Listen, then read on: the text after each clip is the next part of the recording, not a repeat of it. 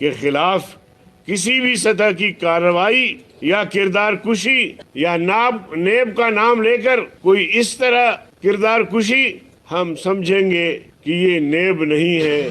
یہ عمران نہیں ہے، یہ JHQ راولپنڈی ہے۔ لہذا ہمارا عوامی احتجاج اگر یہ بدتمیزی اور یہ سلسلہ بند نہیں کیا گیا تو پھر ہم JHQ کے سامنے دھرنا دیں گے اور احتجاج ریکارڈ کروائیں گے، اور ہم پھر نیب کو اپنا مخالف نہیں سمجھیں گے اور عمران کو نہیں سمجھیں گے، ڈائریکٹ ہم سمجھیں گے باجوہ صاحب اور بسم اللہ الرحمن الرحیم۔ السلام علیکم، میں ہوں سبی کاظمی۔ ناظرین، ابھی آپ نے جو ویڈیو دیکھی وہ مولانا عبدالغفور حیدری JUI کے، اور ان کا یہ سٹانس، جہاں JUI کا پہلے رخ جو تھا وہ اسلام آباد کی طرف تھا کہ وہ سیاست میں ایک تبدیلی لانا چاہتے تھے، لیکن اب انہیں ایسا لگ رہا ہے کہ مولانا صاحب کی کردار کشی کی جا رہی ہے۔ انہیں یہ بھی لگ رہا ہے کہ ان پر الزامات لگ رہے ہیں، اور وہ کون سے ایسے الزامات ہیں میں آپ کو تفصیل سے تھوڑا سا بتاتا ہوں، اور اس کے بعد ہم کوشش کریں گے کہ JUI کے جو رہنما ہیں اس وقت مولانا عبدالغفور حیدری صاحب یا حافظ عبداللہ صاحب، ان سے بات کریں اس پروگرام میں اور آپ کو ان کا موقف پہنچایا جائے تاکہ یہ الزامات جو ان پر لگ رہے ہیں، جو کردار کشی کی مہم جاری ہے ان کے بقول، وہ کیا ہے۔ بیسیکلی مولانا صاحب پر اس وقت الزامات لگ رہے ہیں کہ وہ GHQ کے سامنے کیوں آنا چاہتے ہیں۔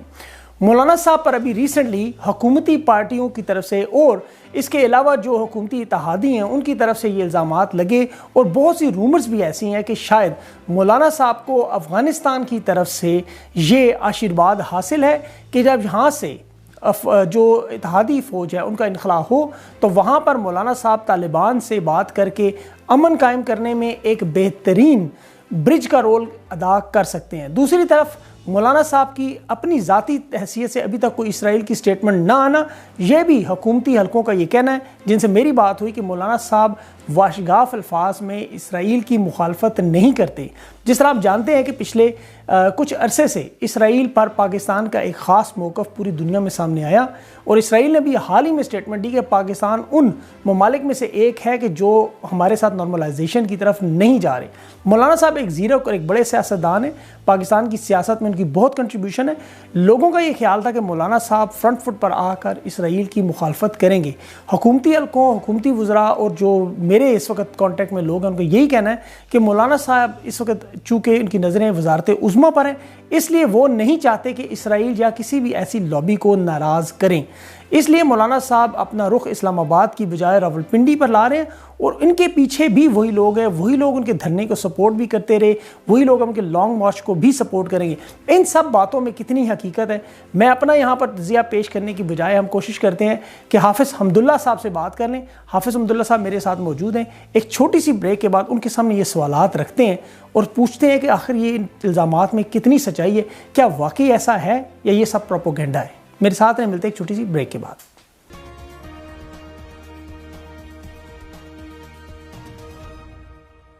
السلام علیکم حافظ صاحب، یہ بتائیں کہ ابھی مولانا عبدالغفور حیدری صاحب کا جو بیان ٹویٹر پر اس وقت چل رہا ہے کہ جس میں انہوں نے کہا کہ اس میں ادارے ملوث ہیں، انہوں نے نام لے کر قمر باجوہ صاحب کا کہا، انہوں نے کہا ہمارا دھرنا جو ہے وہ GHQ کے باہر ہوگا،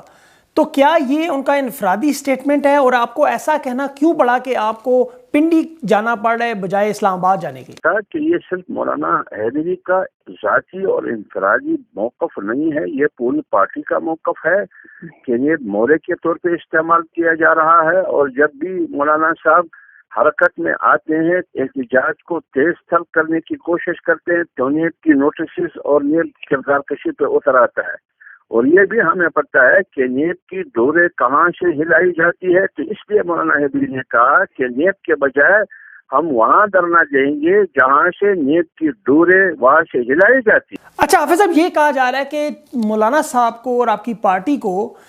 افغانستان سے جو سپورٹ مل رہی ہے آپ کو، اور یہاں تک بلکہ کچھ حکومتی حلقوں سے یہ بات نکلی ہے کہ آپ کو اسرائیل بھی اس پر ان کے ساتھ ہے، کیونکہ مولانا صاحب کی نظریں جو وزارت عظمیٰ پر ہیں، اس لیے وہ چاہتے ہیں کہ ان کی مدد لے کر وزیر اعظم بن جائے۔ اس میں آپ کیا کہیں گے؟ اسرائیل اور افغانستان سے سپورٹ مل رہے ہیں تو حکومت کہہ رہی ہے کہ وہ اس کے لیے کہ پاکستان کو ڈسٹیبلائز کرے، مقصد تو یہ ہوگا نا۔ تو اس حکومت کے آنے سے جو 2.5 سال ہو چکے ہیں، 2.5 سال سے یہ حکومت کڑکڑ کر رہی ہے لیکن انڈے نہیں دے پا رہی۔ تو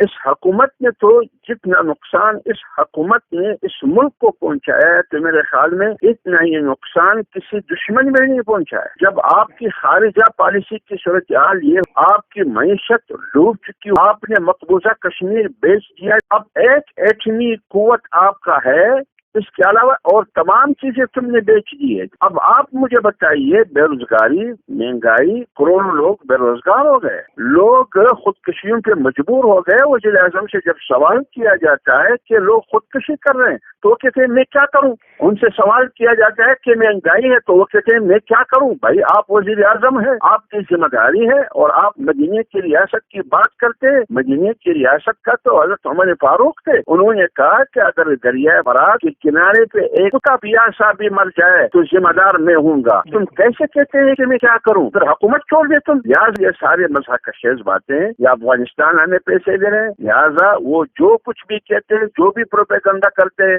وہ جانے، ان کا یہودی سسرال جانے۔ ہم اس ملک کی وقار کے لیے لڑ رہے ہیں، آئین کی بالادستی کے لیے لڑ رہے ہیں، جمہوری استحکام کے لیے لڑ رہے ہیں، پارلیمنٹ کی سپریمیسی کے لیے لڑ رہے ہیں، مہنگائی کے خلاف لڑ رہے ہیں، بے روزگاری کے خلاف لڑ رہے ہیں،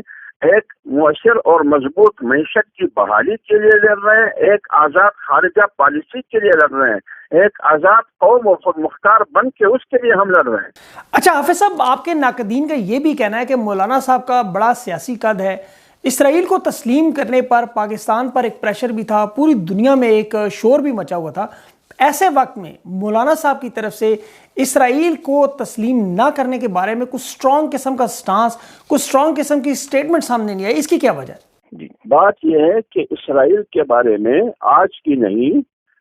کی نہیں ہمارا موقف باقاعدہ ہماری پارٹی کی مینیفیسٹو میں، ہماری پارٹی کی منشور کا حصہ ہے کہ اسرائیل جو موقف ریاست پاکستان کا روز اول سے ہے، جو موقف قائد اعظم محمد علی جناح کا تھا، وہی موقف جمعیت علماء اسلام کا ہے کہ ہم کسی بھی صورت میں اسرائیل کو تسلیم نہیں کریں گے، کیونکہ اسرائیل ظالم، جابر، غاصب، فلسطین اور فلسطینی مظلوموں کی قاتل اور قبلہ اول پر قابض ہے۔ لہذا اقوام متحدہ کی قراردادیں موجود ہیں، سن 1967 کی اعلان بالفور موجود ہے، مختلف قسم کی چیزیں۔ لہذا ہم اسرائیل کو کل تسلیم نہیں کرتے، نہ حکومت کو اجازت دیتے ہیں نہ ریاست کو کہ وہ تسلیم کر لیں۔ ہمارے کل کے مرکزی جو CEC کا اجلاس تھا، اس میں فیصلہ یہ ہوا ہے کہ ہم جنوری میں 21 جنوری کو غالباً کراچی میں اسرائیل مرد آباد ریلی کا اعلان کر چکے ہیں کہ کراچی میں اسرائیل مرد آباد ریلی کا انعقاد ہوگا۔ یہ ہے ہماری اسٹانس، یہ ہے ہمارا موقف۔ کچھ لوگوں کا یہ بھی کہنا ہے کہ چونکہ مولانا فضل الرحمان صاحب ہمیشہ سے اقتدار کا کسی نہ کسی صورت میں حصہ رہے ہیں، ان کی سپورٹ جو تھی وہ ہر پارٹی کو یا ہر دور میں رہی ہے، اس دفعہ پہلی دفعہ مولانا صاحب جو ہیں وہ اسمبلیوں سے باہر ہیں اور ان کے پاس کوئی پاور نہیں ہے، شاید وہ پاور کا حصہ بننا چاہتے ہیں، اور اگر وہ حصہ بن جائیں تو پھر سب اچھائی کی رپورٹ ہوگی۔ اس پر آپ کیا کہیں گے؟ ایک تو میرے خیال میں یہ تھیوری غلط ہے کہ مولانا فضل الرحمان ہمیشہ حکومت کا حصہ رہے۔ ایک تو یہ موقف اور یہ جو پروپیگنڈا یہ بالکل غلط ہے۔ 47 سے لے کر پاکستان کی قیام سے لے کر آج تک ہم 2 حکومتوں میں رہے، 2.5 سال پیپلز پارٹی کی حکومت میں اشرف علی زرداری صاحب جب پریزیڈنٹ تھے، اور 5 سال ہم نواز شریف کے ساتھ رہے۔ آپ تاریخ میں بتائیے مجھے کہ ہم وفاق میں حکومت میں رہے ہوں، لیکن بلوچستان میں پروونس کی سطح پر، صوبے کی سطح پر ہم حکومت میں رہے، اور خیبر پختونخوا میں ہماری حکومت آئی ہے 71، 72، 73 میں بھی اور 2002 میں بھی عوام نے ووٹ دیا۔ اگر وہ آپ حکومت میں رہنا سمجھتے ہیں کہ ہمیشہ حکومت میں رہیں، تو پھر بات یہ ہے کہ آج پیپلز پارٹی اپوزیشن میں ہے وفاق میں،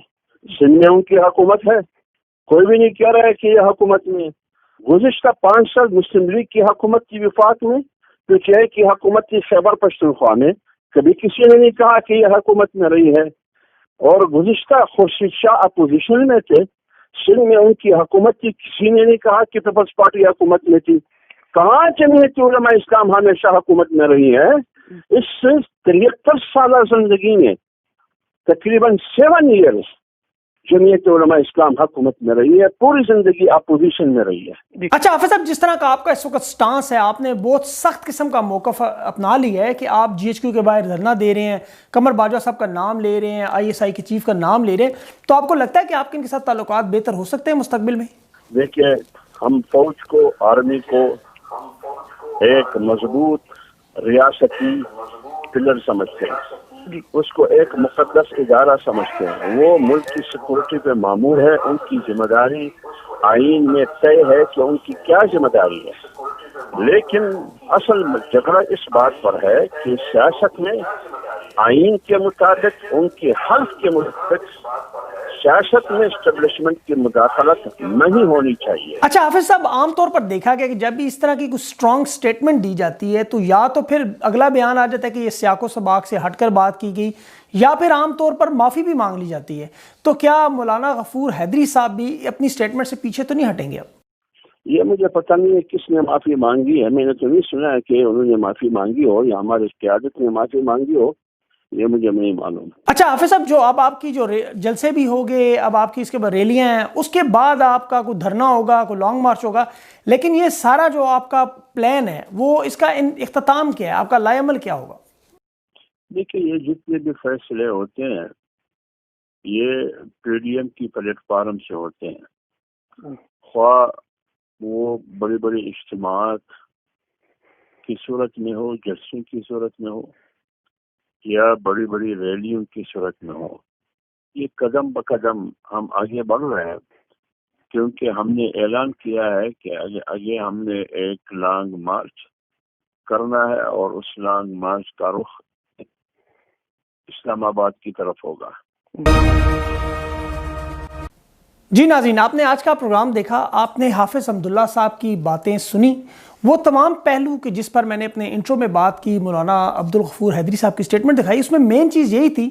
کہ اب چونکہ الزامات اور کردار کشی کی بات ہو رہی ہے، تو بجائے یہ کہ میری طرف سے کوئی ایسی بات ہوتی، وہ حافظ حمداللہ صاحب کے منہ سے سوالات کی صورت میں آپ تک وہ تمام پہلو پہنچائے گئے. فیصلہ آپ کا کرنا ہوتا ہے، ہمیشہ آپ لوگ جج ہوتے ہیں. حافظ حمداللہ صاحب بڑے اچھے آدمی ہیں، میں انہیں بڑی اچھی طرح جانتا ہوں، اور یہ سارے محب وطن لوگ ہیں. لیکن اب یہ جو سٹانس بنا اس وقت جو انہوں نے لیا ہوا ہے، یہ بھی اداروں کے خلاف ہے. اب یہ دیکھنا یہ ہے کہ یہ اونٹ کس کروٹ بدلتا ہے، اور یہ اسلام آباد کی بجائے اگر پنڈی کی طرف رخ ہوتا ہے تو پھر پاکستانی سیاست میں آگے آنے والی تبدیلیاں کیا ہو سکتی ہیں.